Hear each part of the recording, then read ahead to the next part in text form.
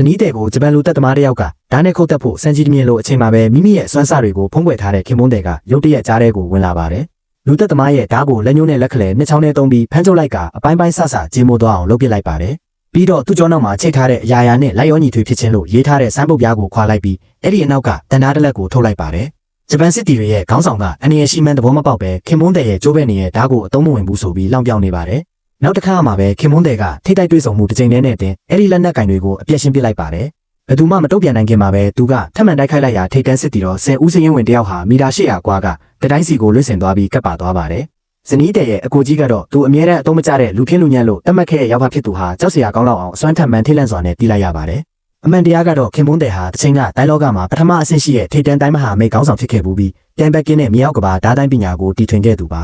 ဒါပေမဲ့တိုင်းလောကကိုစိတ်ကုံသွားလို့အမိဝက်ပြီးသူ့ဇနီးတဲ့နဲ့အတူခေါက်ဆွဲဆိုင်ဖွင့်ကအေဂျင့်နဲ့ဘဝကိုရွေးချယ်ခဲ့တာဖြစ်ပါတယ်အဲ့ဒီနေ့မှာအိမ်ကြီးချင်းနိုင်ငံကအမျိုးသားတစ်ယောက်နဲ့အမျိုးသမီးတစ်ယောက်သူတို့ရဲ့တပည့်တွေနဲ့အတူခေါက်ဆွဲဆိုင်ကိုရောက်လာကြပါတယ်ခင်မွန်းတဲ့ကပြဿနာရှာတဲ့သူတွေကိုဖြေရှင်းဖို့လှည့်ကြည့်လိုက်တဲ့အခါမှာသူ့ဇနီးတဲ့ဟာအိမ်ကြီးချင်းနိုင်ငံကမဟာမိသားစုကြီး၈ခုတည်းကအမျိုးသမီးတစ်ယောက်ဖြစ်မှန်းသိလိုက်ရပါတယ်ဇနီးတဲ့ကစီစဉ်ထားတဲ့လက်ထပ်ပွဲကနေထွက်ပြေးလာရင်ခင်မွန်းတဲ့နဲ့တွေ့ပြီးချစ်ကြိုက်သွားကတာမန်ဘဝလေးမှာနေထိုင်ဖို့သူ့ကိုယ်ကိုဖုံးကွယ်ထားခဲ့တာပါ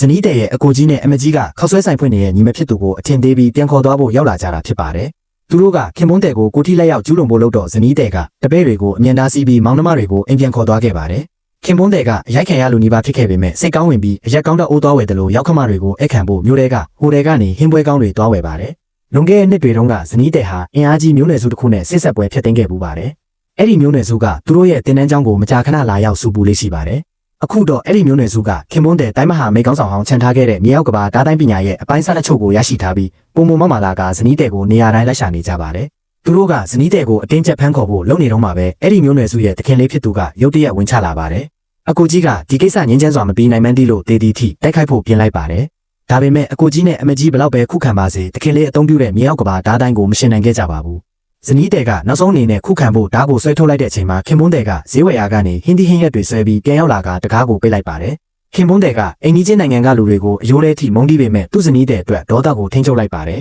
မောက်နေတဲ့စားပွဲနဲ့ကူလားထိုင်တွေကိုပြန်တဲ့ပြီးဝင်ထိုင်လိုက်ကနောက်ဆုံးသတိပေးချက်ထုတ်လိုက်ပါတယ်3စက္ကန့်အတွင်းငါဇနီးတဲ့ကိုတောင်းပန်ရမယ်မဟုတ်ရင်စိုးကျိုးတွေခံစားရမယ်လို့ပြောလိုက်ပါတယ်ဇနီးတဲ့ကသူ့ခင်မွန်းတဲ့သူ့ကိုကာကွယ်ဖို့ချင်းချောက်နေတယ်လို့ပဲထင်လိုက်ပါတယ်ခင်မွန်းတဲ့အန်ရကင်းဖို့အတွက်ငါတို့ကိုလွတ်ပေးဖို့ဘာလို့ချင်လဲလို့တခင်လေးကိုမေးလိုက်ပါတယ်တခင်လေးကမိသားစုပိုင်ဆိုင်မှုအားလုံးကိုသိမ့်မယ်ညီမနှစ်ယောက်လုံးငါ့ကိုတရက်အလုပ်ကျွေးပြရမယ်ဒါဆိုရင်အသက်ရှင်ခွင့်ပေးကောင်းပေးနိုင်တယ်လို့ကမ်းလှမ်းပါတယ်အမကြီးကရွေးရှာသွားပြီးခင်မွန်းတဲ့ကိုလည်းအားမကိုရဘူးလို့ထင်တာကြောင့်အကိုကြီးညီမငယ်တို့နဲ့ပေါင်းပြီးတေမထူးနေမထူးတိုက်ခိုက်ဖို့ဆုံးဖြတ်လိုက်ပါတယ်တခင်လေးကသူတို့ကောင်းမာတာတွေ့တော့အကုန်တက်ပစ်ဖို့အမိန့်ပေးလိုက်ရာလူသက်သမားတယောက်ကဇနီးတဲ့စီကိုဓာတ်နဲ့ဝင်ခုတ်ပါတော့တယ်